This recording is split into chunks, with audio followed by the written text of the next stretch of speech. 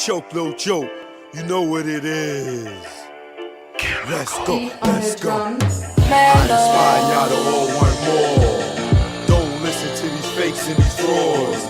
They don't own cars or Lamborghini doors. When hype show cut, it's back to the store. I was born in the Jackson, this shit was hell. The place where I saw soldiers fall.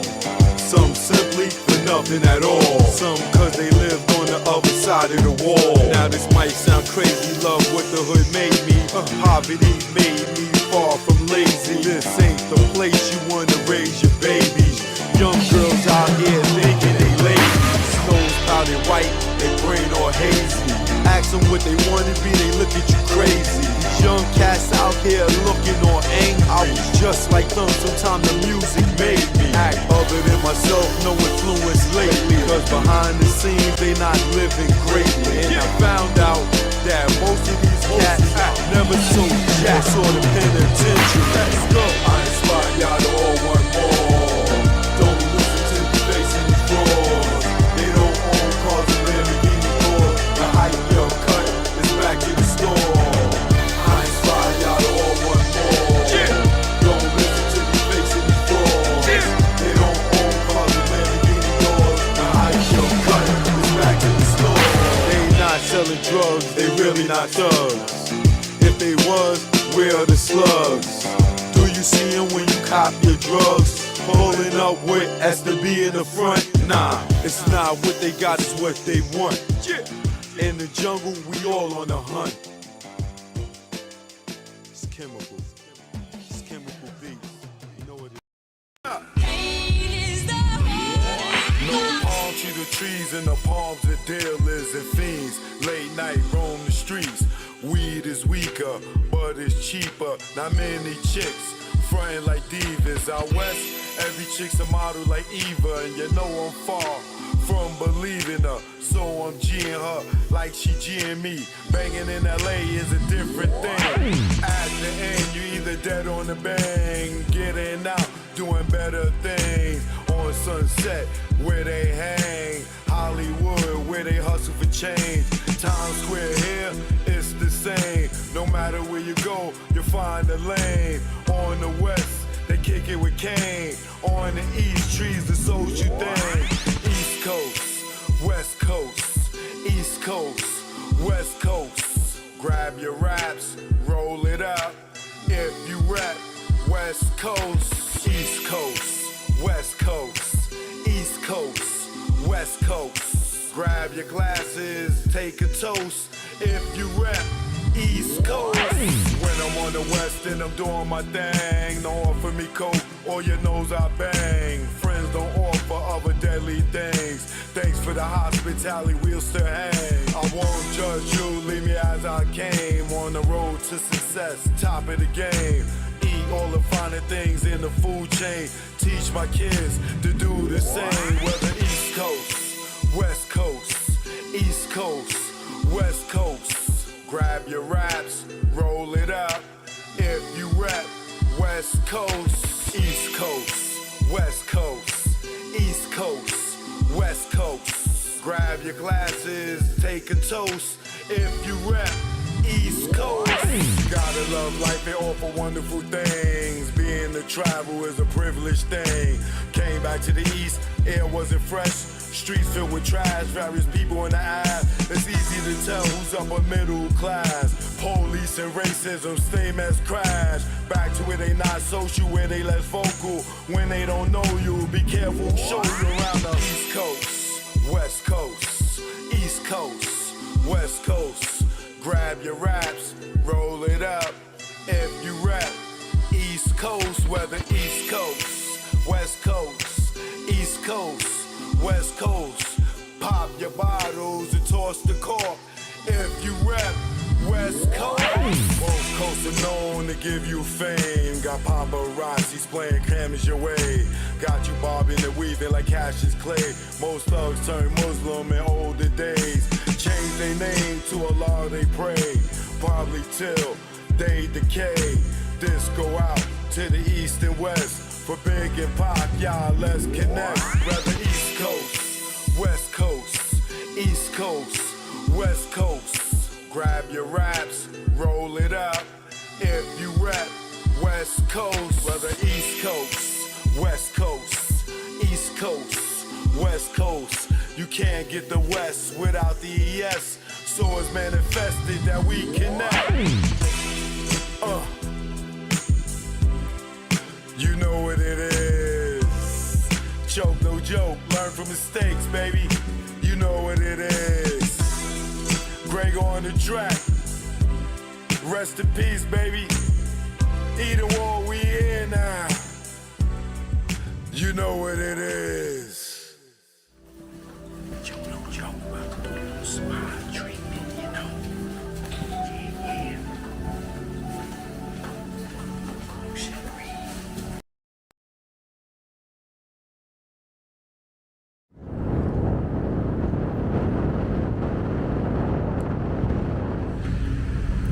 Choke, no joke.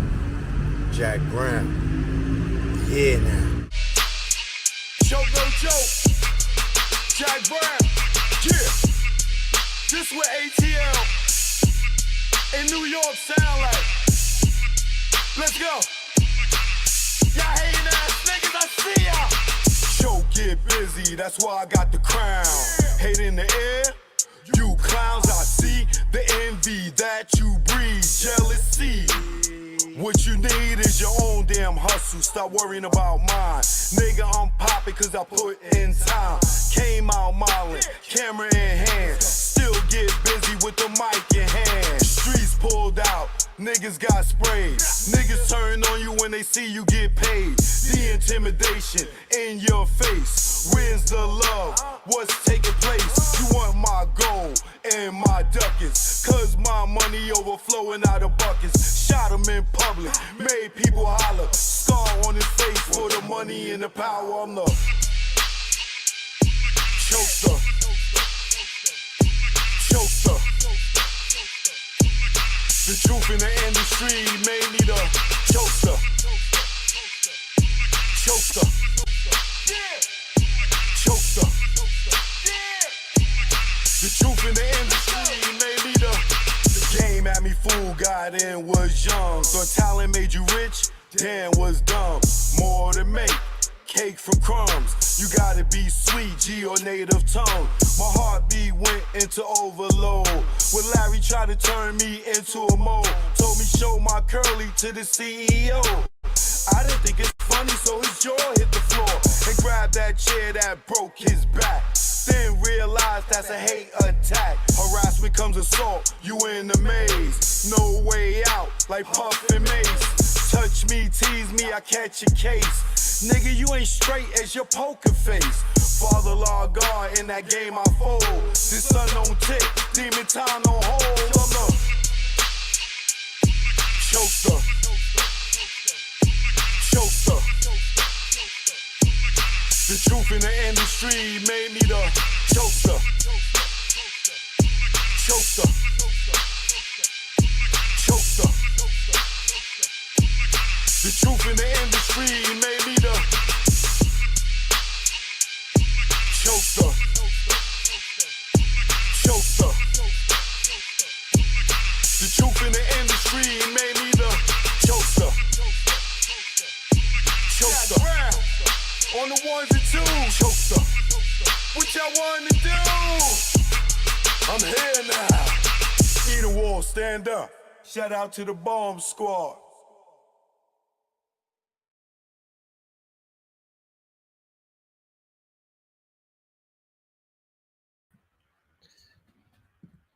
It's joke, no joke, no joke. Oh.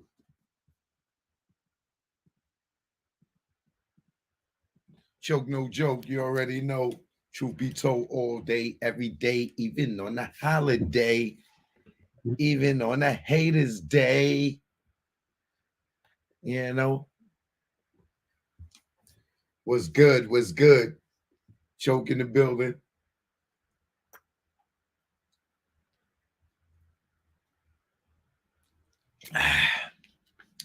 Shout out to Erica Smith in here whopping it up. Public enemy. I see you, Erica. Fatima B, first in the building. Walk on Wood in the building. Second up, Ashley third. Mike Miggity coming in fourth, and then we got ran through it all coming in for fifth place. I see fifth place Southeast coming in sixth, and then Miss A Matthews coming in at seven, and on a tight curve coming around there. We got Crystal Hope coming around, but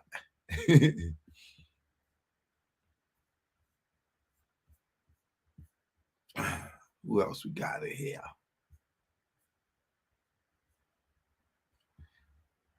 We got the one and only Michelle Frizzy. No Loose Chat in the building. Membership gang, Tasha Tanae. Tasha Rain on me in here. There's a lot of Tashas going on up in here. Tasha K. No, I'm joking.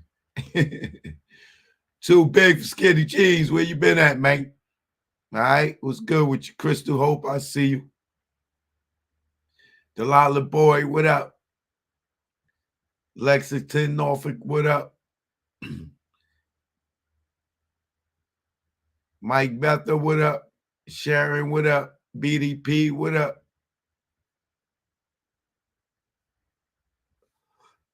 Fred Jenkins, what up? Nandy Johnston, what up? Queen E, what up? Lord Zoe, what up? In Search of, what up? No Love, Virginia, what up? Y'all in the building tonight. It's joke, new joke, new joke. Oh, I forgot to turn on my IG. Now that I'm back official on my new page, I could get on this mother sucker.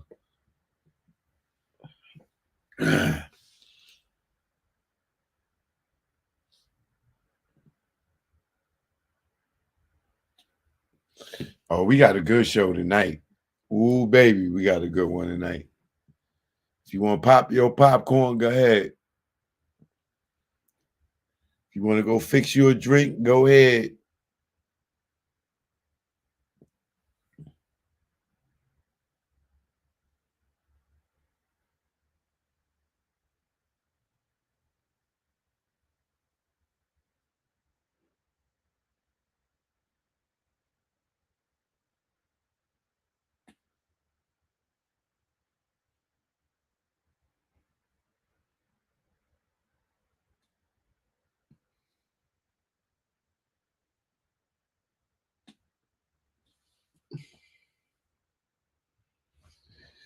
Okay.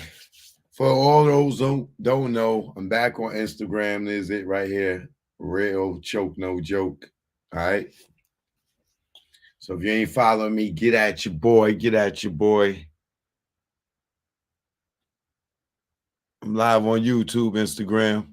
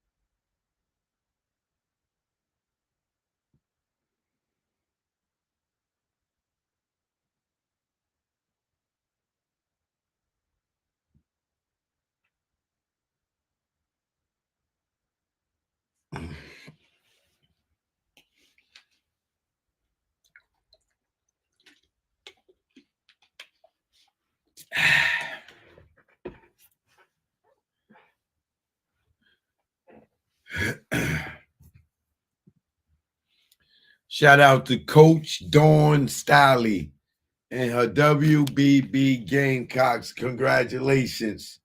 Shout out to you, Dawn, and the gang, Cox. Pause.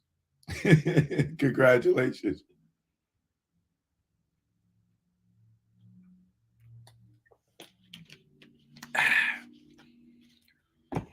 Salute, KV. What up? Oh, I got a first timer here. Miss Parker, Cecile, welcome. I appreciate you tapping in. You know what I mean? Please hit that subscribe button. It don't cost you nothing, just the hit of a button. Greetings to D the Diva. Miss Wilson, if you nasty. All right, how you doing?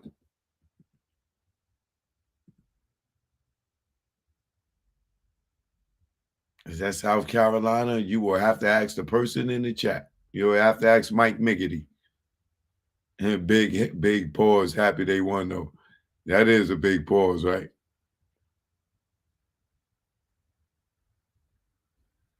You don't need no hateration in this dancery.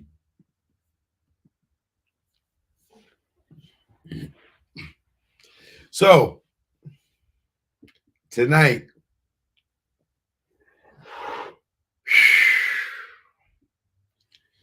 this is going to be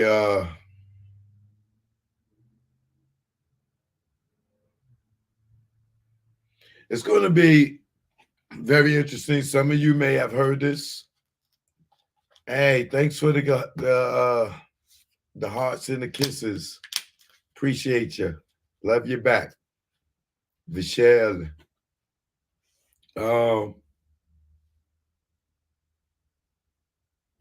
you're a long time subscriber? So what you first at now? First time at?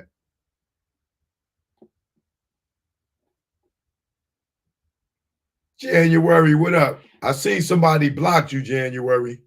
I was going through my block list and I unblocked you. I don't know who blocked you, but you don't supposed to be on the block list.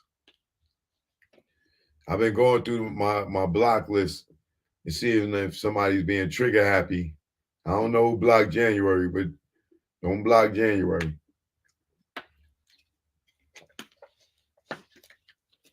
Shout out to Badlands in the building. Philly. So tonight, right? I know that there's been a lot of rumors about Kim Porter was writing a book. You know, we've been hearing that from a lot of people, you know. Niggas said they ever blocked me, I'm suing. Well, you make sure I'll make sure you find the right moderator to sue.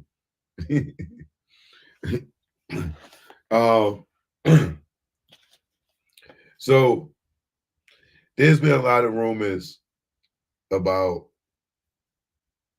Kim Porter was writing a book and this conspiracy to why she died. No one has ever, excuse me, given proof of this.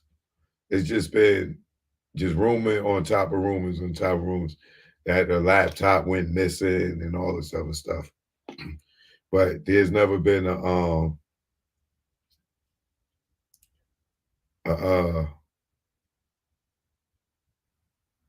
publisher that came out and said that they were shopping it there or whatever. But however,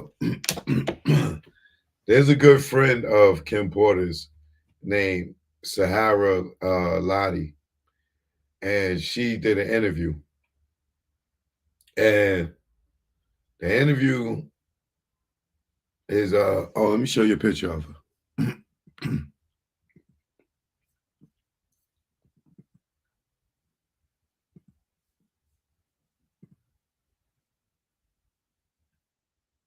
Oh, it's your first time chatting, Cecile. I got you. This is the gorgeous, beautiful Kim Porter right here. And that is Sahara on her side in the picture with her.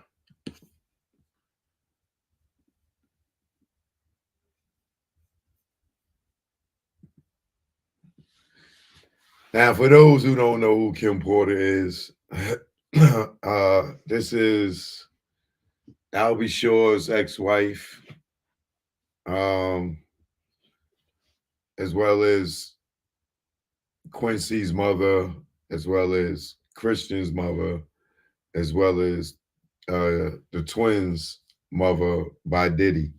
Christian is by Quincy is by Albie Shaw and their marriage. And then her and Diddy never got married, but they had uh 3 kids together. A lot of y'all think that Justin is uh maybe her child, but Justin is Misa's child, and that's Diddy's first child, which is the oldest, is who's probably about 30 years old right now, somewhere around there. Christian's about 25, and the twins is probably about 16, 17, right? Kim has been with Diddy since the early 90s, Uptown days. Uh, all of us that's been in the industry know her for the most part. She's definitely was a socialite and a party person, and to be at all the who's party and things like that, as well as, you know, fashion week and things like that, when, she was heavy into the mile and stuff. Right. But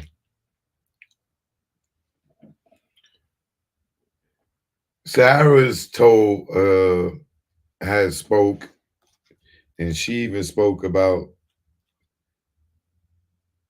the night before Kim passed away, and she talks about their conversation. She talks about their text message, and she reveals some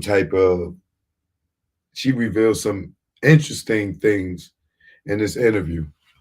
So what I'm gonna do is, I want to play this interview, with fair use, of course, so I could comment on it and report on it. Um, I want to give a shout out to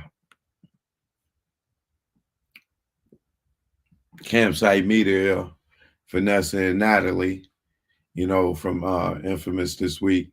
They conducted this interview with Sarah Lotti, right? So hold y'all, hold on to y'all seats for this. I'm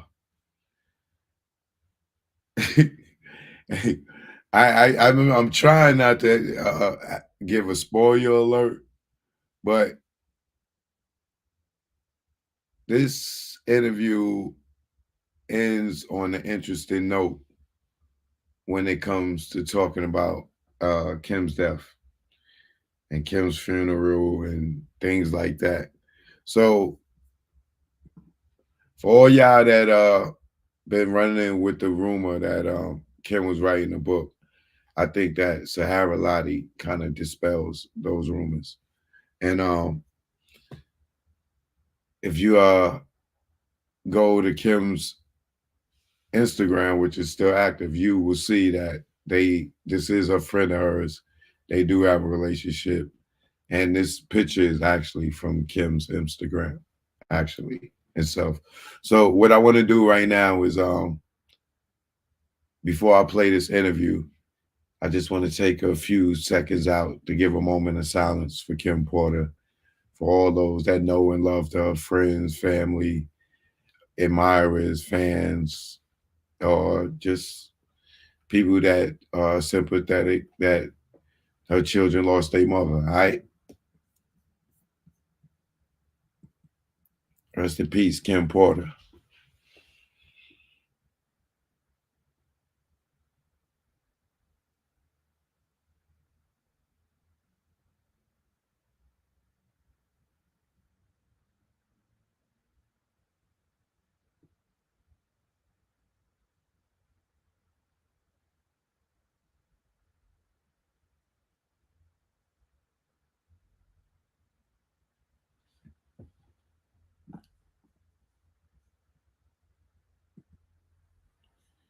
Okay, so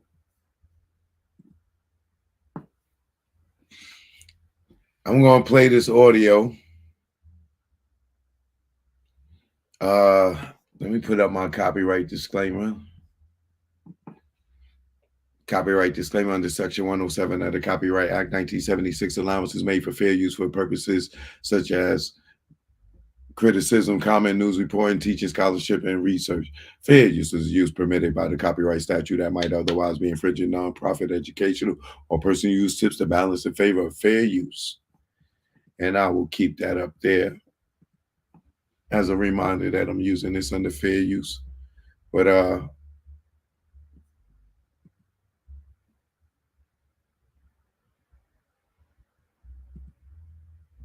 let's get to this interview.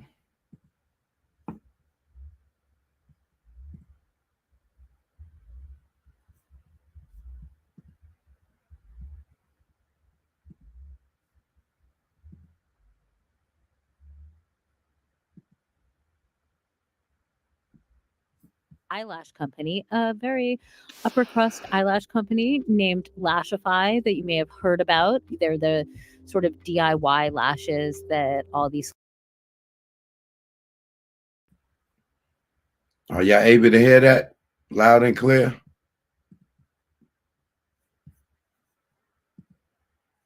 Are y'all able to hear that loud and clear? I just want to do a sound check before I let it go. Okay, Tasha Rain, thank you.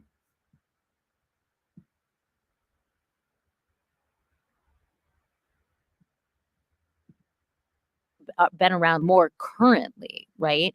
And he is saying that Diddy has hidden cameras in every room in his house. He has some secret recordings that could be like collateral or something, and making allegations about Cuba Gooding Jr. fondling him, and essentially saying that this is like an illicit criminal enterprise that Diddy is running. The house is full of guns and sex workers, and sex trafficking is somehow creeping into this. So, while we don't have the whole story about Diddy, what we decided to do this week, in addition to just catching you up on all that, is speak with a very close friend of mine, Sahara Lotti, who runs a eyelash company, a very upper crust eyelash company named Lashify that you may have heard about. They're the sort of DIY lashes that all these celebrities wear to the Oscars or when they have photo shoots, but you can actually do them at your home as well. And oddly enough, Sahara really forged a relationship with the love of Puffy's life, who was a woman named Kim Porter, who was a model, a debutante. She was from Georgia, and she was with Puffy for many, many years. She was a mother of several of his children, and she unfortunately passed away very recently as well. And so we asked Sahara to talk to us about what she knows about Diddy and that relationship with Kim Porter.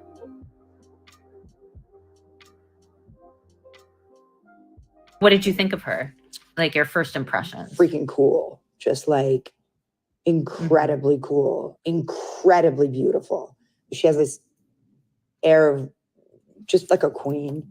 The way she spoke was really Southern, and she was like ridiculously gorgeous, but also ridiculously hilarious and just really down to earth. So she's from Georgia, and she was a model and a debutante. She was right.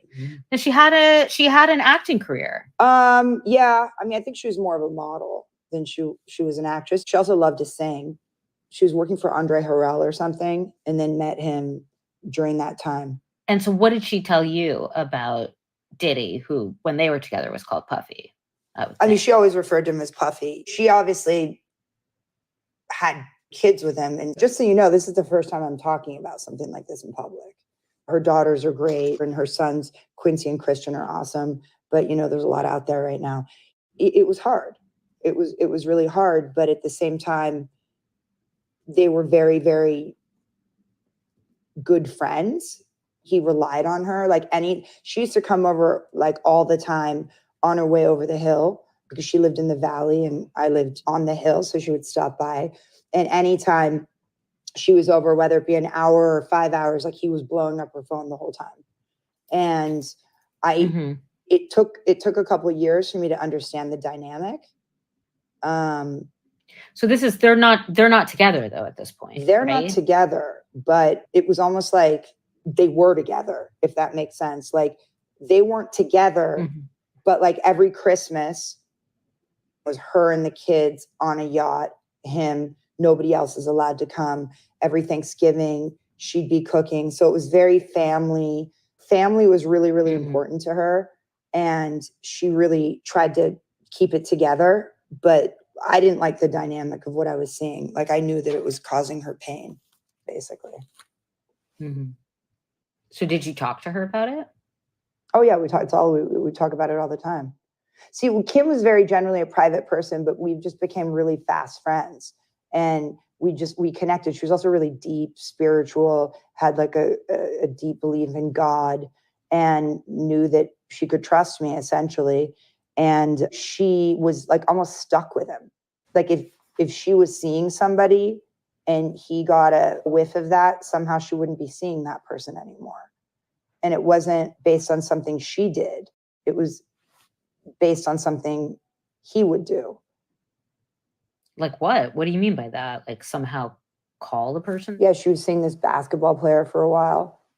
And then the basketball player was seeing another singer. And the singer said, hey, let's be exclusive. And he said, no, I'm seeing someone else. And she said, who? And he said, Kim Porter. The singer went to Puff. And then next thing you know, the basketball player never calls again. But she helped him a lot. He would use her as like a sounding board, almost like his rock in a weird way. But on one hand, you could tell she couldn't stand him. And on the other hand, she loved him. But she basically said to me, he's changed. He's not the same person that he used to be. Because they were together from like the mid 90s till like 2007. But it's a long time. Yeah, but he pulled a lot of shit. Like when they were together, when she thought everything was amazing, next thing you know, the whole Jennifer Lopez thing comes out. And then the whole time he's with Kim, it's like from the outside, he was showing something different. And then when she got pregnant with the twins, he ends up getting another woman pregnant at the same time. And that was when she finally was like, later, dude. From what I knew, it was a very toxic, crazy relationship in the 90s. And she got away from that, but she couldn't quite get away from, to be honest with you, a lot of stuff after she transitioned, a lot of stuff came to light that almost I feel like she was kind of hiding in a way. You mean transition to when, after she died? Yeah. And, a lot of stuff came, because I remember once we went shopping and it was like a YSL jacket or something. And I was like, oh yeah, you should get that. And she's like, no, I can't get that. And I was like, why? Just have Puff buy it for you. And she looks at me, she goes, it does not work like that. And I was like, what do you mean? And then I realized, like, in order to get anything out of him, she had to like do something in return, whether it was spend time with him or whatever. It's like he was what looked like generous from the outside, but in reality not. Didn't he come over to your house or something and say like, oh, you're into this spiritual shit? Yeah, it's funny. Yeah. He was supposed to come over on a Sunday, and then he flaked out. And she was like, no, I want you to hang out with Sahara. And he like couldn't. He like didn't do it. Now that I, see all of it, it all makes sense. Why? Because he was a bad dude. He was a bad dude. And the thing is that Kim was ride or die for him. I was like, yo, just leave. Like, he offered her $1 million once. Like, he could feel that she was disconnecting from him. And he like called her like crying, hysterical, please, I can't, don't, Kim, I'll give you $1 million. I'll give you $1 million. And then when she said that to me, I was like, all right, I'm going to get you an attorney. Let's get an attorney. Let's get this signed up. And she was like, no, she never, like, she should have just gotten that money, but she never did. When I tell you she was so ride or die, like there's like rumors on the internet saying like Kim Porter was writing a book. She wasn't writing a book. Vanessa, she was like loyal to the bone. Like, she was not that kind of person. She wasn't writing a book about Puff. If she was going to write a book, she would have written a book 500 years ago and not dealt with his ass. You know what I mean? She was never, ever in a million years going to write a book about him. Right. But she wanted to keep it together for her.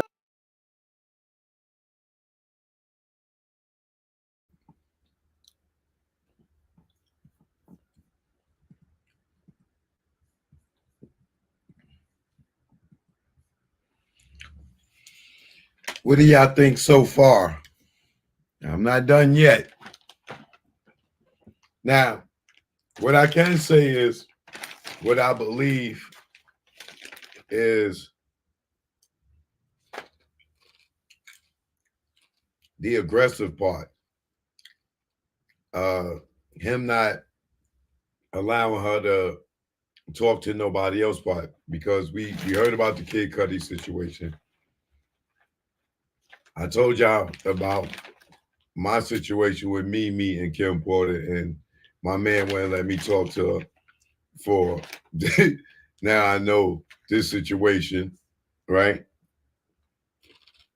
So even from my own experience and being in the industry, it's been said it was a known fact that if you mess with her, even though you see Puff over here with Jennifer Lopez or with Cassie, that if you get with her, you're gonna have a problem with this nigga.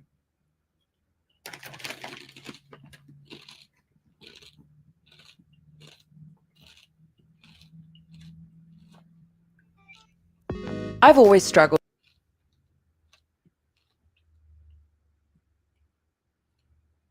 All that for me. Rocket Money is a personal finance app.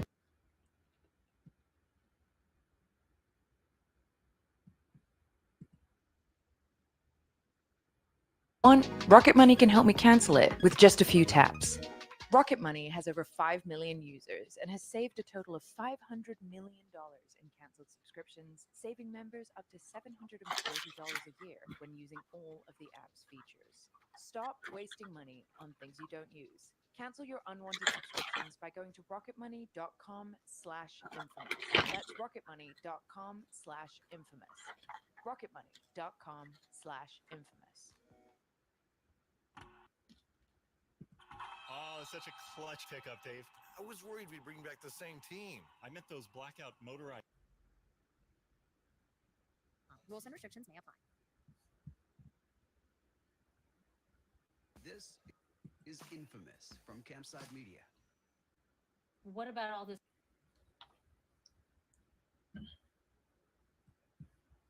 Rules and restrictions may apply. This is Infamous from Campside Media. Okay.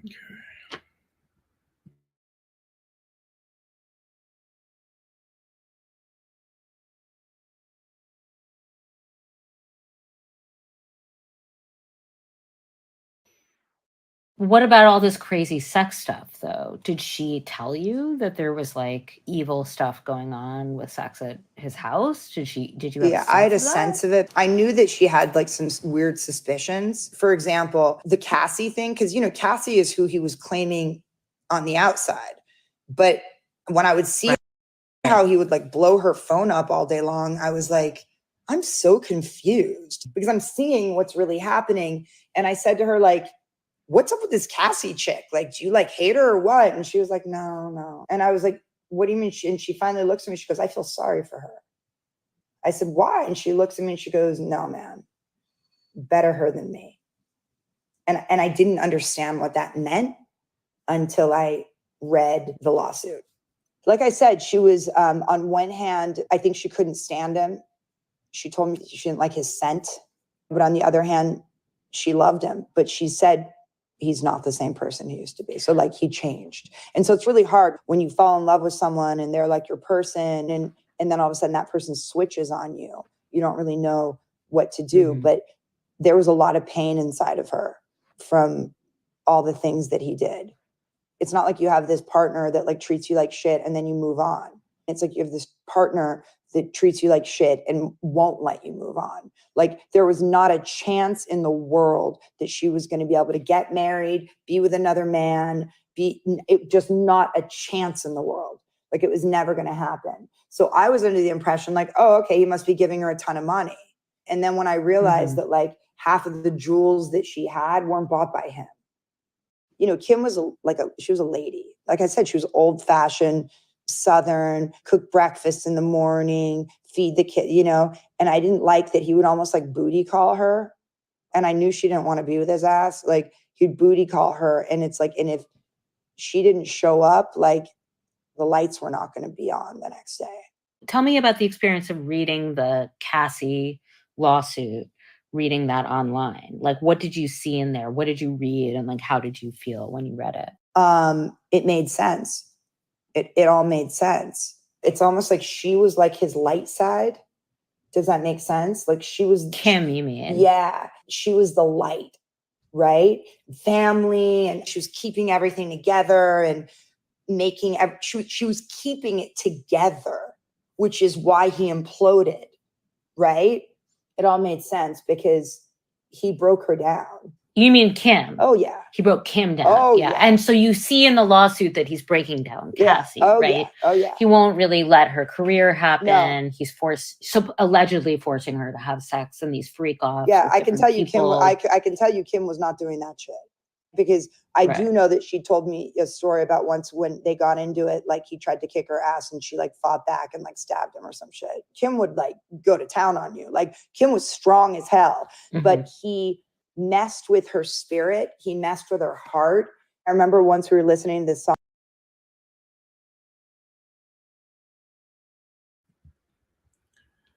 We know what that incident was, right? They was fighting and she stabbed him. We know that, right? But nobody called the police.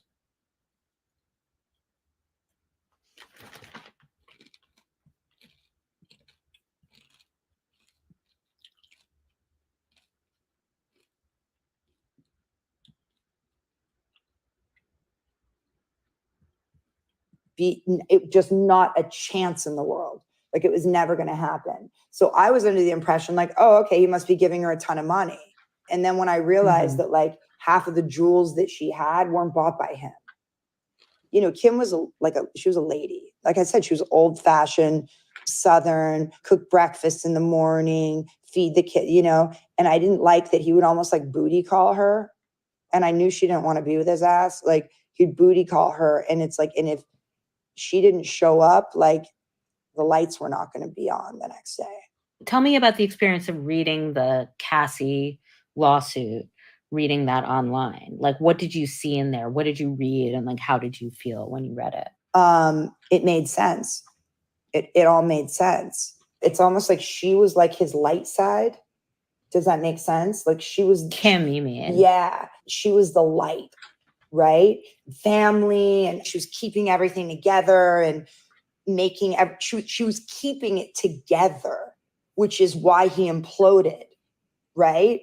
It all made sense because he broke her down. You mean Kim? Oh, yeah. He broke Kim down. Oh, yeah. yeah. And so you see in the lawsuit that he's breaking down Cassie, right? Yeah. Oh, yeah. He won't really let her career happen. No. He's allegedly forcing her to have sex and these freak offs. Yeah, I can tell you, people. I can tell you, Kim was not doing that shit, because I do know that she told me a story about once when they got into it, like he tried to kick her ass and she like fought back and like stabbed him or some shit. Kim would like go to town on you. Like Kim was strong as hell, but he messed with her spirit. He messed with her heart. I remember once we were listening to this song by Ernestine Anderson, and it was called Don't Touch Me. Don't touch me. Keep your hands to yourself. Don't touch me. And it's about how a man cheats. And one of the lyrics is like, I'll never be your spare or something. I will be your one and only, but I sure won't be your spare. And like, you could tell she had like tears in her eyes. Like the pain was right there. The pain was like really active. Honestly, it's all we talked about was that dynamic. Like I almost felt like I was brought in her life to try to get her away from him. And I tried. But believe me when I tell you I tried. He was just stealing her light. And so basically she died of a completely strange freak thing. Like what happened? She and I were supposed to go to Palm Springs. And then she calls me that day. She's like, I can't go. I'm like, why? She's like, Puff called. Like he wants me to go to the Turks and Caicos. And she's like, I gotta go. And I was like, okay. And she went, and I remember seeing a photo from one of his other, let's say, women in the same place, like 2 days before. And I was just like, wow. and I was just Okay. like, so, ugh. But I didn't say anything. She sent me a couple message photos, etc., of her there. It looked beautiful. She came back and she was like, oh my God, it was the best trip ever. And like everyone's saying how like Puff is doing so well and he's like in such a better place. Because it was all about what kind of place is Puff in? Like, is he in the light or is he in the dark? Like that was basically like the constant, like, oh yeah, he's back to normal. He's back to himself. But what was weird is that something about her was kind of off. Like, so he's good, but suddenly she's not, you know? Right. And then it was his 50th birthday and we were supposed to go to the party together. And she had like called me 3 times being like, you're coming, right? You're coming, right? Because at the time I was like doing Lashify. I was super busy. I was antisocial. And I'm like, I'm coming. And then the day of the party, she never called me. And I was like, that's weird. And then I called her and she's like, yeah, yeah, you know, the girls came in town. And I was like, okay. So that's kind of weird. And then I remember seeing pictures of her at the party and I'm like, oh, this like doesn't even look like her. Like something's weird. And then through a few days later, she's really sick. And she's like, oh man, I have this like crazy flu. And I called her, I'm like, what's up? And I remember she was like, I'm so sick. And that's how she sounded on the phone. And I was like, Kim, why do you sound like that? Yeah. Like this was somebody that would be like, she was like, her voice had a melody. She'd be like, hey, hey, hey. And like, she sounded like this like guttural, weird sound. And I was like, are you okay? Like, what's going on? And so then I remember I texted her, I don't know, the next day. And I'm like, Kim, are you okay? And she goes, Kimberly down.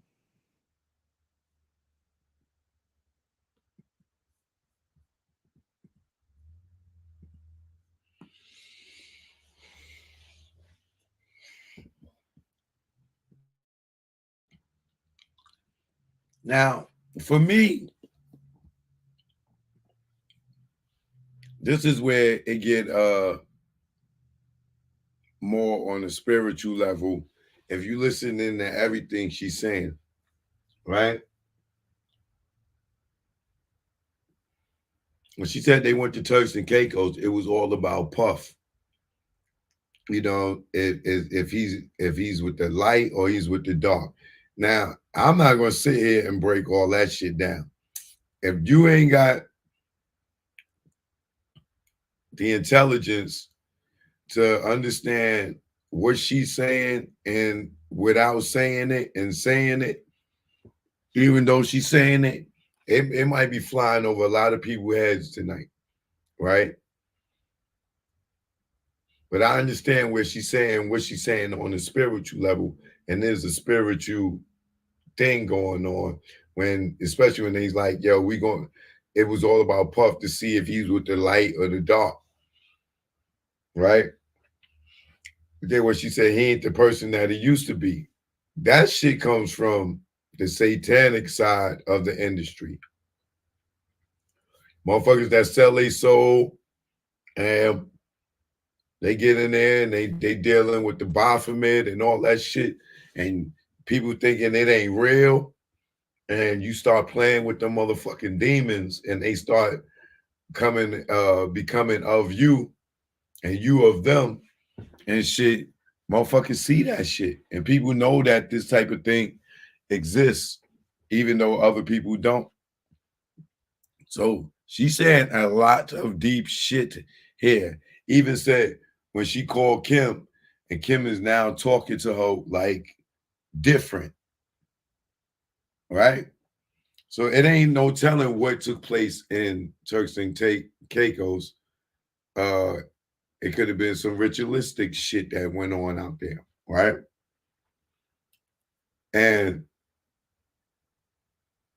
as you said, she didn't want to name drop, but she said when Kim went out there, she checking Puff's Instagram and she seeing, or his side chick or one of his other chicks, which I don't know, could have been Cassie, could have been anybody, right? But she says if it was Cassie, I think she would have said that. But she seen one of his other chicks out there and she going out there and she like, huh? Then when she come back, she's sick. She ain't being attentive to her friend. She invited her to a party, forget to, check in with her. Right? Now, here's the interesting thing. She said when she saw Kim at the 50th birthday party, that she didn't look like herself. Right?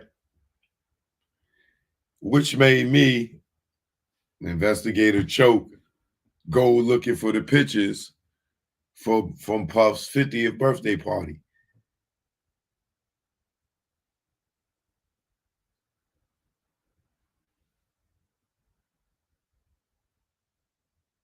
I can't find one picture of Kim at that party, y'all.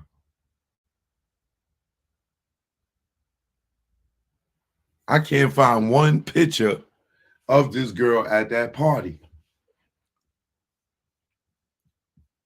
Now, I looked on my phone. Let me see some. Diddy 50th.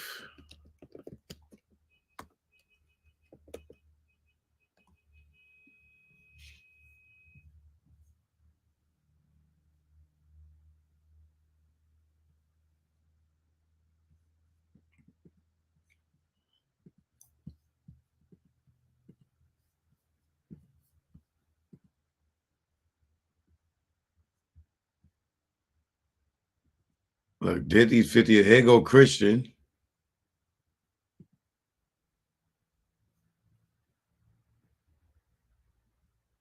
Who is that?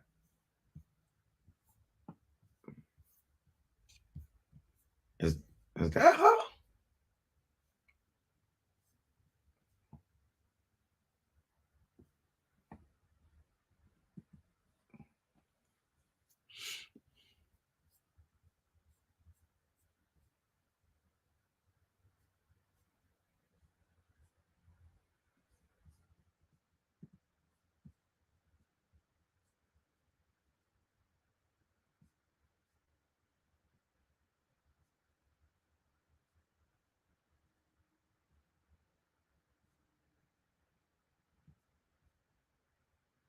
That's Kelly Rowland. I ain't know who the hell that is.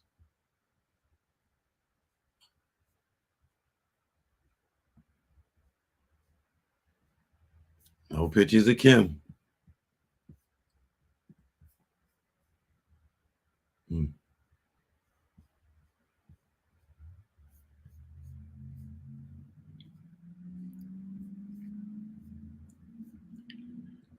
Even if I put Diddy's 50th birthday party, Kim Porter.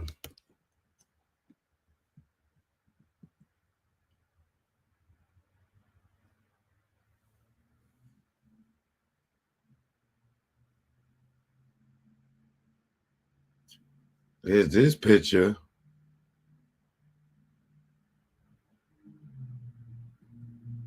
This is the 50th birthday party right here. Over here. But I don't see no pictures of Kim.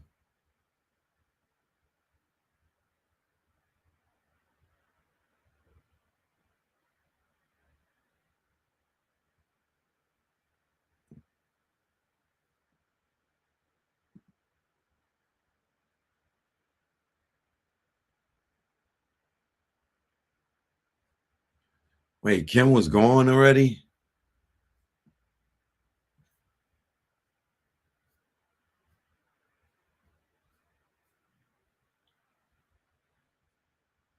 What happened?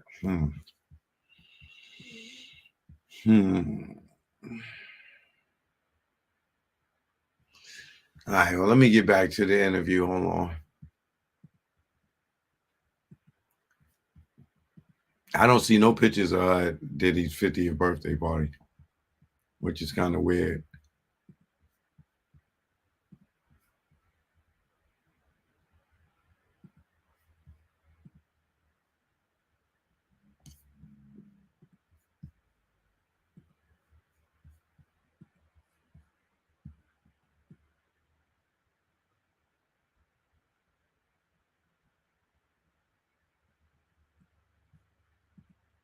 me a couple message photos, etc., of her there. It looked beautiful. She came back and she was like, oh my God, it was the best trip ever. And like everyone's saying how like Puff is doing so well and he's like in such a better place. Because it was all about what kind of place is Puff in? Like, is he in the light or is he in the dark? Like that was basically like the constant, like, oh yeah, he's back to normal. He's back to himself. But what was weird is that something about her was kind of off. Like, so he's good, but suddenly she's not, you know? Right. And then it was his 50th birthday and we were supposed to go to the party together. And she had like called me 3 times being like, you're coming, right? You're coming, right? Because at the time I was like doing Lashify. I was super busy. I was antisocial. And I'm like, I'm coming. And then the day of the party, she never called me. And I was like, that's weird. And then I called her and she's like, yeah, yeah, you know, the girls came in town. And I was like, okay. So that's kind of weird. And then I remember seeing pictures of her at the party and I'm like, yo, this like doesn't even look like her. Like something's weird. And then through a few days later, she's really sick. And she's like, oh man, I have this like crazy flu. And I called her. I'm like, what's up? And I remember she was like, I'm so sick. And that's how she sounded on the phone. And I was like, Kim, why do you sound like that? Yeah. Like this was somebody that would be like, she was like, her voice had a melody. She'd be like, hey, hey, hey. And like, she sounded like this like guttural, weird sound. And I was like, are you okay? Like, what's going on? And so then I remember I texted her, I don't know, the next day. And I'm like, Kim, are you okay? And she goes, Kimberly down. Is what she wrote in the text message. Yeah. It's like weird. And then the next day she was gone. Oh my God, seriously?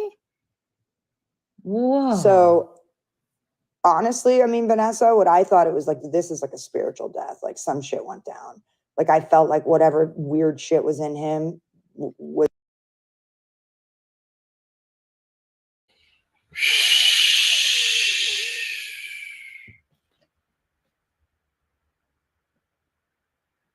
If you on Kim died in 2018, Diddy 50th was 2019. Something ain't right about her story.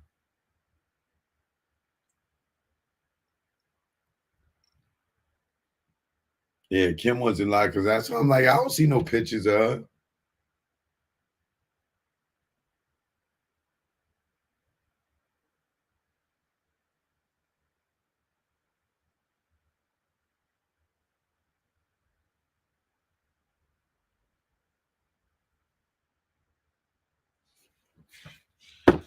Wait a minute. Where is... Oh, let me grab my other phone real quick.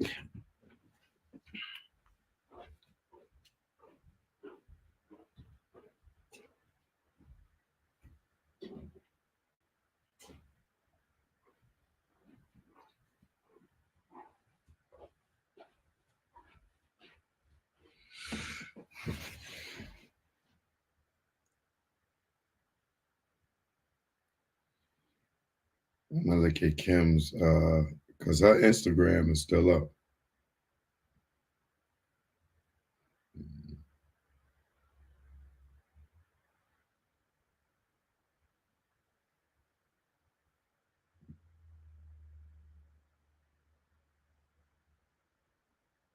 What was her Instagram? I think it's Lady KP. Yep. Still remember Instagram.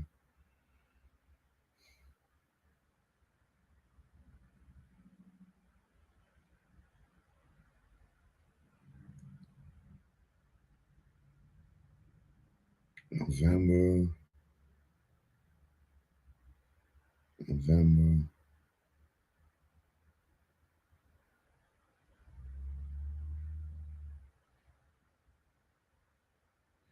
Oh, she might have said his 50th. She probably thought it was his 50th, but it wasn't his 50th. But she right, because Kim had wished Puff a happy birthday.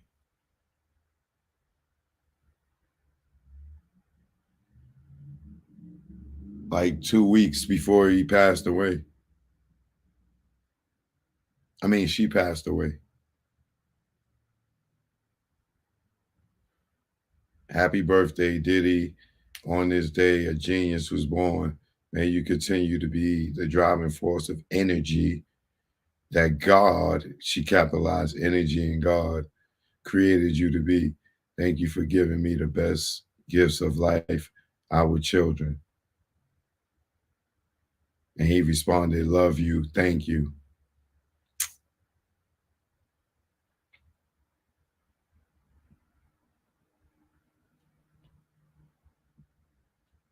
Then she posted this picture here. And with all the kids, except for Quincy. Well, Quincy and his kid.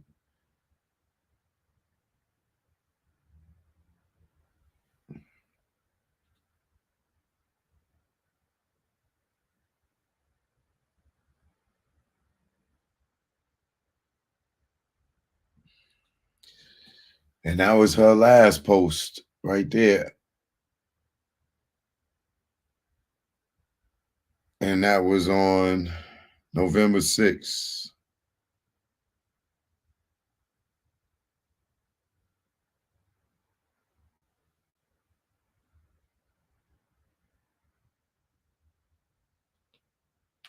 This is one of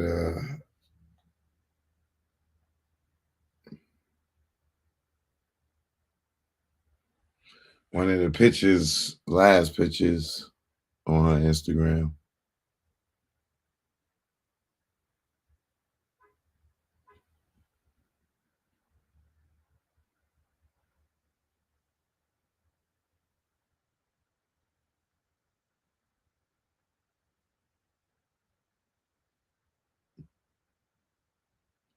But there's no, she ain't post nothing from Turks and Caicos.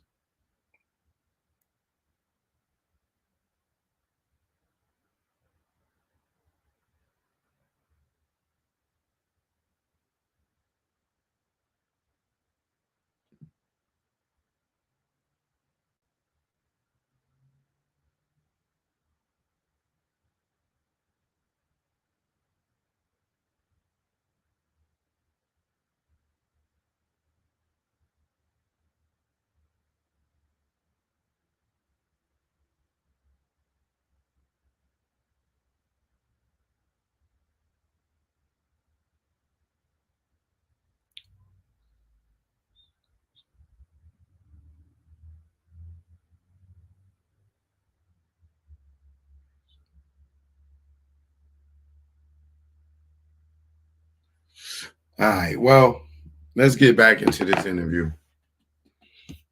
Because, the one thing I want to say is, to me, it sounds like she's trying to say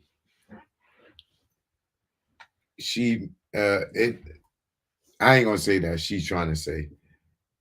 What I get from what she's saying is spiritually, they went on a trip somewhere. Something happened on that trip, allegedly, that transferred energies between Puff and Kim. And it could, let's just say, for the sake of not making it all complicated, let's say she was a blood sacrifice, right?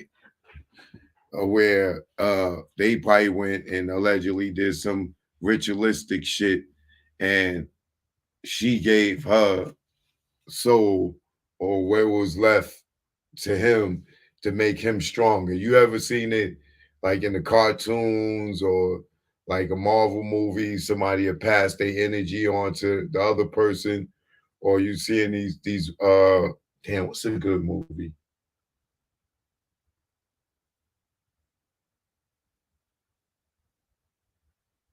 It's kind of like, I can't think of, damn, it's a movie on the tip of my tongue.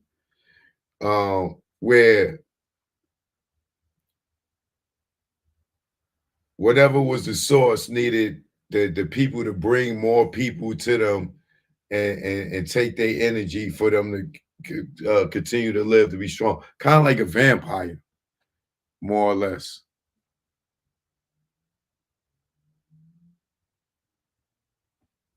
It's kind of like a vampire, more or less. Like you suck the blood out of them, they die, and you get strong, you got more energy, type of thing.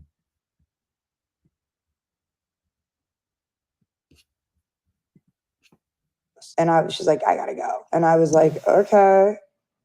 And she went. And I remember seeing a photo from one of his other, let's say, women in the same place, like 2 days before. And I was just like, wow. And I was just Okay. like, so, ugh. But I didn't say anything. She sent me a couple message photos, etc., of her there. It looked beautiful. She came back and she was like, oh my God, it was the best trip ever. And like everyone's saying how like Puff is doing so well and he's like in such a better place. Because it was all about what kind of place is Puff in? Like, is he in the light or is he in the dark? Like that was basically like the constant, like, oh yeah, he's back to normal. He's back to himself. But what was weird is that something about her was kind of off. Like, so he's good, but suddenly she's not, you know? Right. And then Right. it was his 50th birthday and we were supposed to go to the party together. And she had like called me 3 times being like, you're coming, right? You're coming, right? Because at the time I was like doing Lashify. I was super busy. I was antisocial.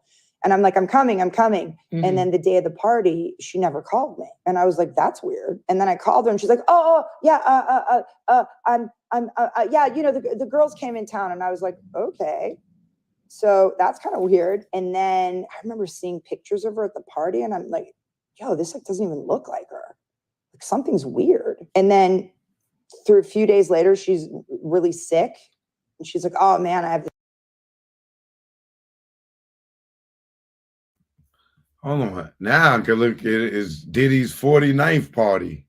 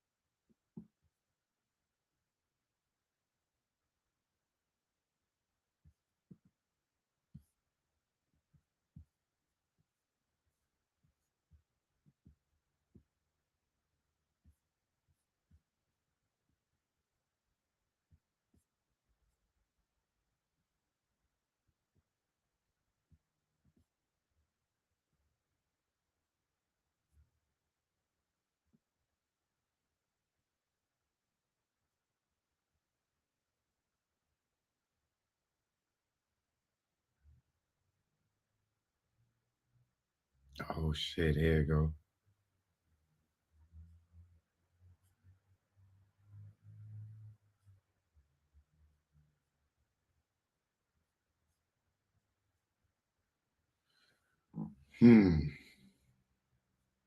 Where was this at? Wyoming in West Hollywood. Let's see if Kim is in this picture. I mean, this video.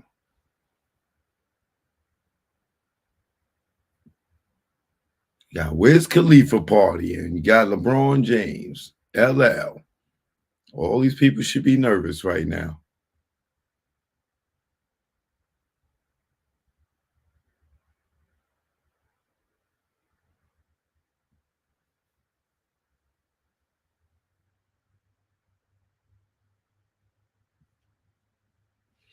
Hold on, y'all. 1 second. I'm trying to see if Kim Porter's in this crowd.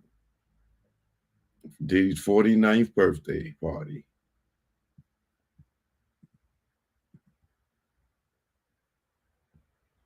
Damn, Nipsey was alive then.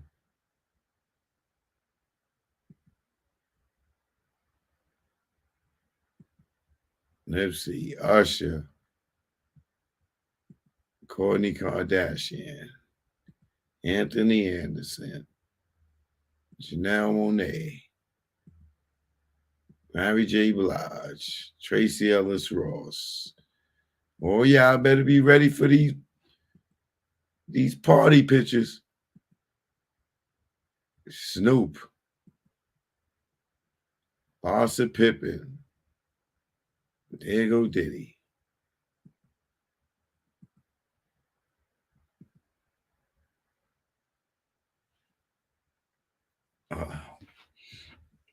They ain't getting no good picture of him. Just can't even see who he got in the car with him. Okay, now I know where the party was at.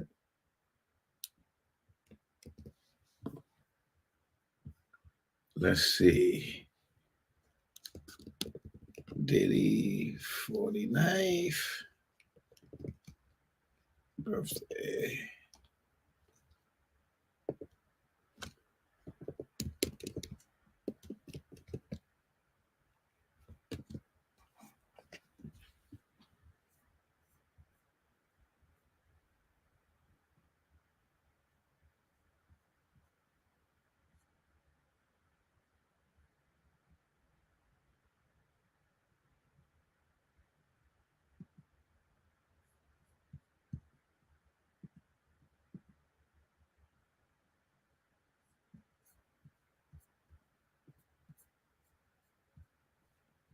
Okay, y'all. We got action. You know, Choke can do some good investigative journalism. Okay, Rick Ross, Wiz Khalifa, and Snoop.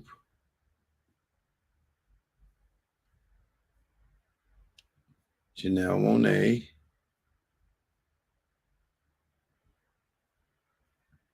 Usher, and somebody hiding. Okay. Let's see here. I don't see no Kim Porter. Who is this?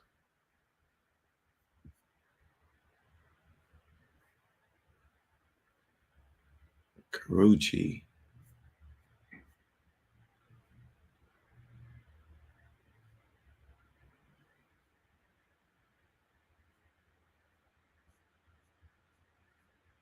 Where is Kim?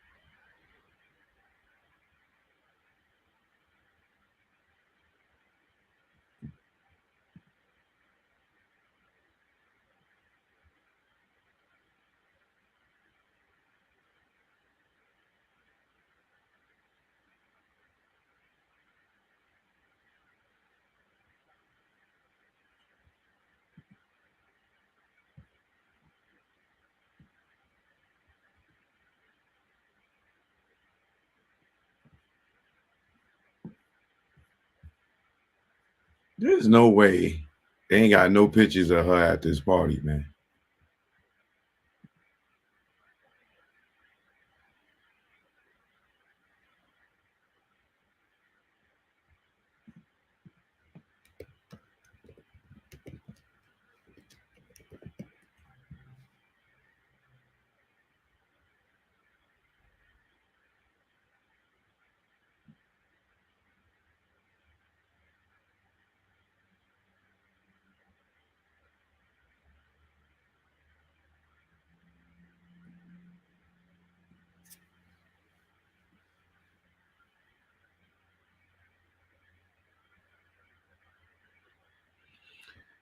Damn, I don't know. I'll find it another day because I'm curious to what she was looking like, according to what she.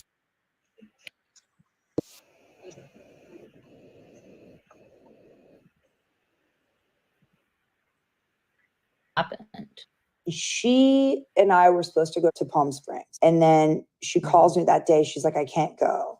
I'm like, why? She's like, Puff called. Like he wants me to go to the Turks and Caicos. And she's like, I gotta go. And I was like, okay. And she went. And I remember seeing a photo from one of his other, let's say, women in the same place, like 2 days before. And I was just like, wow. And I was just Okay. like, so, ugh. But I didn't say anything. She sent me a couple message photos, et cetera, of her there. It looked beautiful. She came back and she was like, oh my God, it was the best trip ever. And like everyone's saying how like Puff is doing so well and he's like in such a better place. Because it was all about what kind of place is Puff in?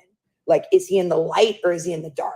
Like that was basically like the constant, like, oh yeah, he's back to normal. He's back to himself. But what was weird is that something about her was kind of off. Like, so he's good, but suddenly she's not, you know? Right. And then it was his 50th birthday and we were supposed to go to the party together. And she had like called me 3 times being like, you're coming, right? You're coming, right? Because at the time I was like doing Lashify. I was super busy. I was antisocial. And I'm like, I'm coming. And then the day of the party, she never called me. And I was like, that's weird. And then I called her and she's like, yeah,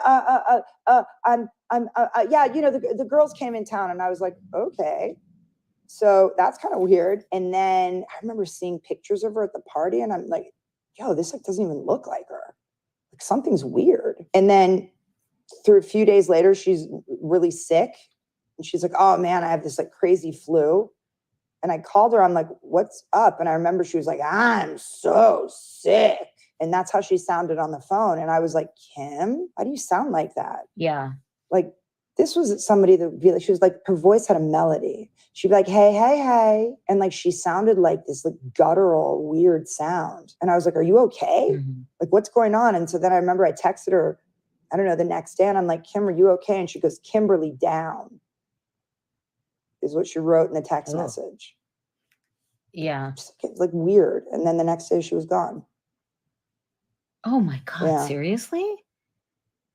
Whoa. So honestly, I mean, Vanessa, what I thought it was like, this is like a spiritual death. Like some shit went down. Like I felt like whatever weird shit was in him was in her. I mean, I'm telling you, his energy was so freaking dark during like the funeral and all that. I couldn't even say hello to him. On the day of her death, I went over there with her niece and his security guards wouldn't let us in. Whoa. They wouldn't let us. And then the security guard eventually the next day, like apologized and whatever to me. But I was like, it was her house. And all of a sudden you realize it's actually not her house. Does that make sense? Like it was like he had her whole life on lock. And then for the services in Columbus, Georgia, one of her family members calls me like hysterical because they don't have the money to fly to the funeral and he won't pay for them. So I ended up paying for them. Oh my God. I ended up paying for them because he wouldn't pay. And after that, I was like, oh, fuck that. You're a piece of shit. And that's when I was like, what kind of man doesn't pay for the family of your supposed love of your life soulmate? That was the first time ever he actually put it out there that this was the love of my life. That part was true. That was the love of his life. You mean after she died? But he turned it into like the biggest PR thing of all time. But it's the first time he said, no, this is the love of my life. Yeah, like he said, I don't know what I'm going to do without you, baby. I miss you so much. God. We were more than best friends. We were more than soulmates. We were some other shit. And I miss you so much. Super black love. Whatever, man. Whatever. He completely disrespected that black woman. And I remember once I asked him, I was like, do you think he killed Tupac? She's like, no way. No way. She goes, Sahara, trust me. No way. And I'm like, you sure about that? She was ride or die for him. She was ride or die for him. Even though she like kind of hated his guts too. I remember like they were supposed to go to, like it was the Christmas holiday and that Christina chick that was his right hand. She was like, what's going on with the flights? What's going on with this? And like, Christina's like, oh yeah, we're not sure yet. And she like went crazy on Christina. She's like, I don't know who the fuck you think you are. You better tell that Nene. Like, basically, it's like the Christmas holidays. It's like, get your shit together, bro. And the thing is from her end, she kept saying to me, he can't stop partying. She said to me, the issue is he doesn't want to grow up. And it's like about the party, the lifestyle, the party. Right. And I think that Right, that's what she thought, is that it was about the party and the lifestyle, but it was much Right, deeper right, and right. darker than just the party. While she thought it was like, yeah, you know, let's drink, De Leon, Ciroc, whatever. It was a lot more twisted. Yeah. But he wasn't doing that shit in front of her. Hell to the no. Like, no way.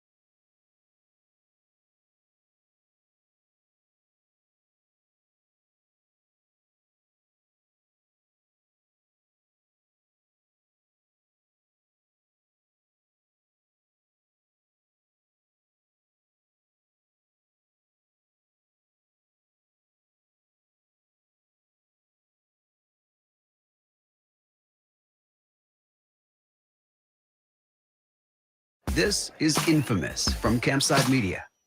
So what happened at her funeral? It was a real blur. I got really weirded out because it was kind of like a popularity contest. She had a lot of really bad friends that were sort of just like hanger-oners that did nothing for her, and they all just wanted to get into the puffy party, right?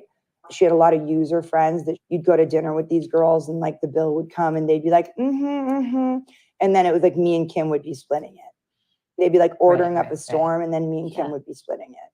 Like they expected her to pay for everything. And Y'all know them, those type of girls, right? Y'all know those type of girls. Y'all know those type of girls. Y'all know those type of girls. I hate those type of chicks, boy. Oh my God. Those type of chicks. The type of chicks, everybody go out, yo, let's go out to eat. Everybody go sit down. This motherfucker ordering. Yeah, let me get another drink. You want another drink? Yeah, let's get another drink. Then the motherfucking bill come, and these motherfuckers, I gotta use the bathroom. I left my credit card at this, that, and the other. Oh, let's split the bill. I ain't splitting shit. I'm paying for what the fuck I ate. I'm not splitting a motherfucking thing. Everybody came in here. I don't give a fuck if it's 10 of us at the table. I'm telling the waiter, yo, you take my order, put my shit on a separate bill. All right? I'm paying for what the fuck I ate and what I drank. I'm not paying, chipping in because you wanted an extra drink and you wanted some mashed potatoes and you wanted a sirloin steak and you wanted some extra gravy. No, I'm paying for my shit. Well, I could go out with anybody. I'm always telling the goddamn the waiter, yo, put my shit on a separate tab. Because if my food costs $50, I'm not walking out the restaurant spending $150 to chip in for a bunch of other motherfuckers to eat where they done ate more than I did. I done spent more money splitting the check than I spent on my own fucking food.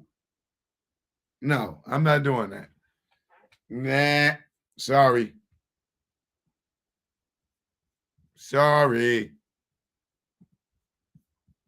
Call me cheap, but you won't call me stupid. So I can see these bum-ass industry chicks thinking, oh, because she with Diddy, that, you know, they go out and eat well and they ain't got to contribute. they were supposed to go to, like it was the Christmas holiday, and that Christina chick that is his right hand, she was like, what's going on with the flights? What's going on with this? And like, Christina's like, oh yeah, we're not sure yet. And she like went crazy on Christina. She's like, I don't know who the fuck you think you are. You better tell that nigga. Like, basically, it's like the Christmas holidays. It's like, get your shit together, bro. And the thing is from her end, she kept saying to me, he can't stop partying. She said to me, the issue is he doesn't want to grow up. And it's like about the party, the lifestyle, the party. Right. And I think that that's what she thought, is that it was about the party and the lifestyle.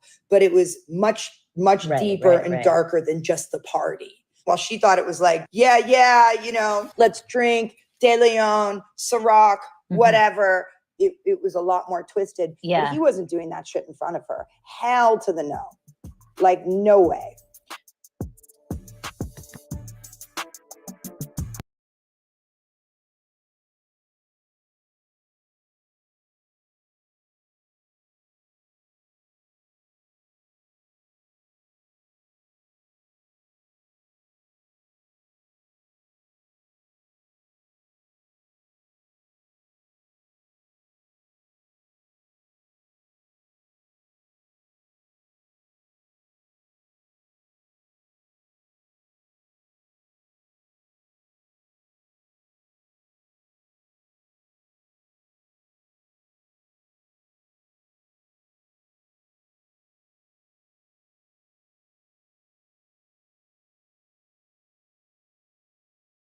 So what happened at her funeral? It was a real blur. I got really weirded out because it was kind of like a popularity contest. She had a lot of really bad friends that were sort of just like hanger-oners that did nothing for her, and they all just wanted to get into the puffy party, right? She had a lot of user friends that you'd go to dinner with these girls and like the bill would come and they'd be like, and then it was like me and Kim would be splitting it. They'd be like ordering up a storm and then me and Kim would be splitting it. Like they expected her to pay for everything. And the funeral grossed me out in a lot of ways. Like some lady from Real Housewives was sitting in the front row. The whole thing was like so bizarre. And then it was an open casket. And when you looked at her, man, it did not look like her. And I remember one of her friend's moms was standing next to me and we're looking at the casket and she looks at me, she goes, that ain't Kim. And I was like, that ain't Kim. It was really dark. Her life force was just gone. I'm telling you, some weird, and like I know there's rumors of like, oh, he killed her. I don't see why he would. Unless he had some life insurance, but I don't see why he would. I don't think so. But at the same time, I hate to say this, but like when she passed, man, I felt relief for her. I felt relief. Because she was away from him. Because she was away from him. And she could kind of like guide her daughters. Her daughters like spitting images of her. And like they have her fire. They're Sagittariuses. They don't give a fuck. I think they know who their dad is. When Kim's mom passed, like she was so devastated when her mom passed that it's like that was her life force, if that makes sense. And when her mom passed, she got really depressed. That was like her way of dealing with the craziness of him. I think he brought a lot of darkness, blackness into her life. And so how do you see what's happening to him now? I mean, I assume you think his life fell apart after. I think it's karma. After she passed away, because he was sort of, whether he was in that relationship for control, I mean, it was a grounding. It was grounding. It was 100% grounding. Right. But then I heard that like, literally like after the funeral services, whatever, he was like back on the same shit. A mutual friend of ours was there and like he was just like popping like X pills, like Tic Tac, and it was just all about partying. And then I remember always feeling like he didn't have a lot of money.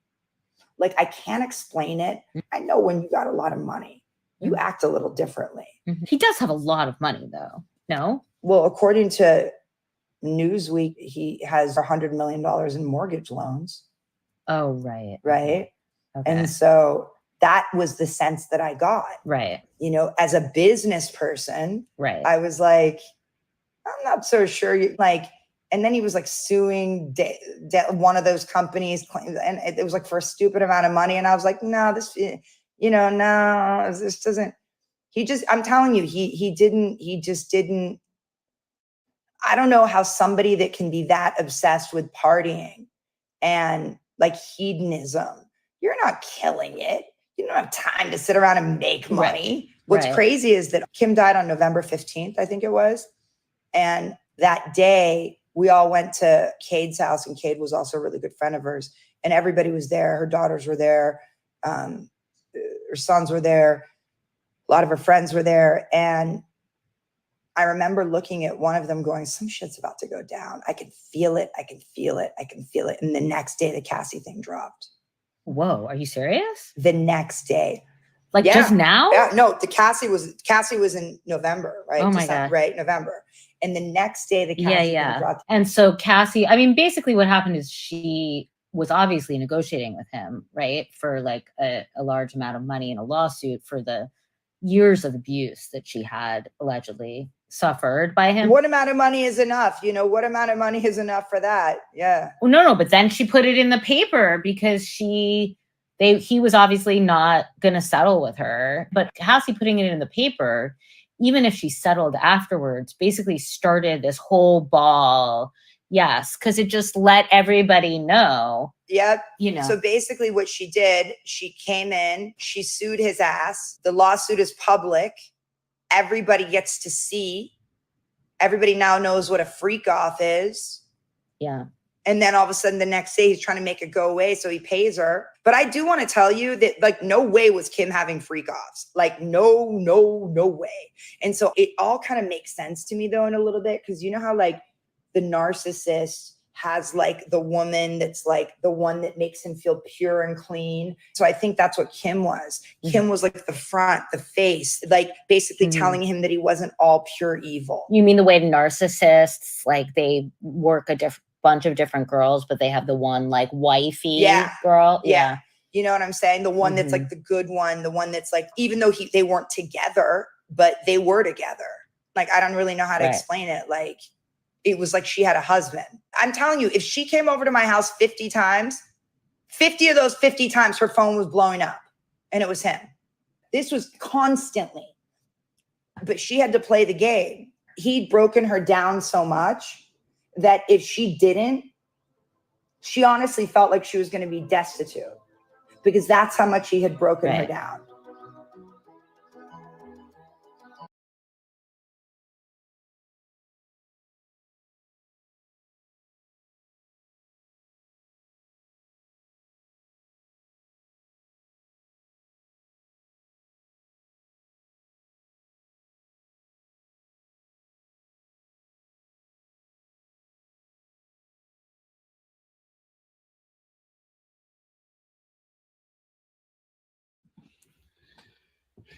That's that for that.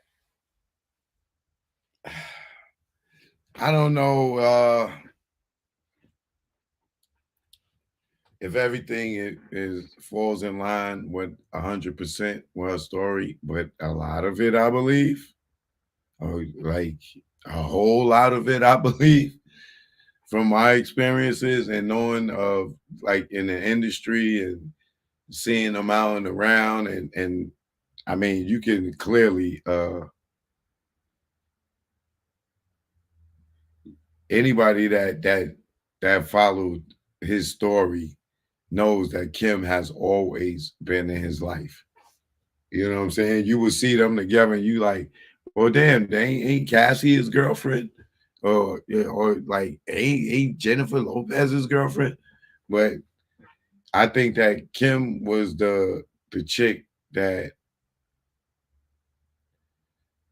she's like a hustler's wife. You know what I'm saying? She gonna ride or die with you. She gonna play her position when she know her role, and she gonna stay in her lane. As long as she don't feel disrespected, this, that, and the other, you don't bring in no drama. You know, if this is what you need to do to be a star, this is what you need to do to get to the next level. This is what you got to do for your job. All right, baby, do that. But don't whoa. You know what I'm saying?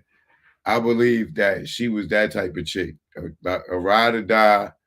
And it was like, it's like that Mo Kid Steph song. Y'all remember that song, Mo Kid Steph? It's go, he's mine. He's mine. You might have him. You might have them tonight, but I got them all the time. Some shit like that. Let me see. Let me pull up the lyrics to that song.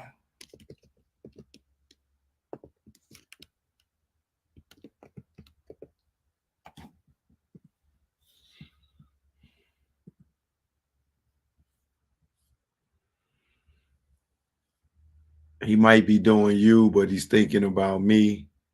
So, baby, think about another lover and go find another brother.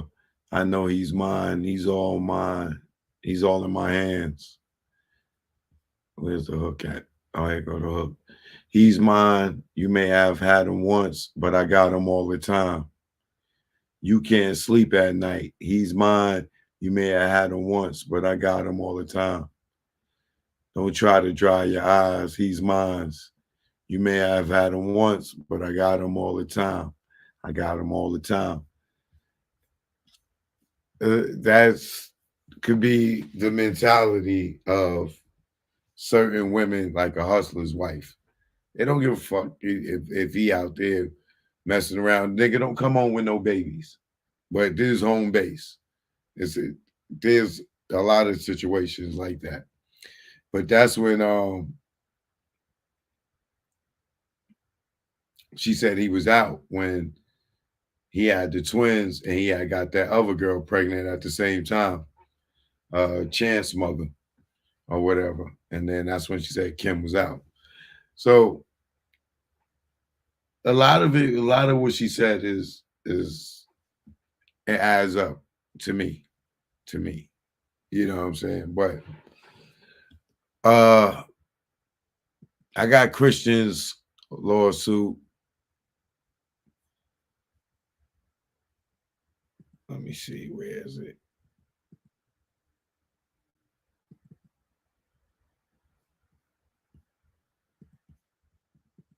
Rest in peace, Kim Porter.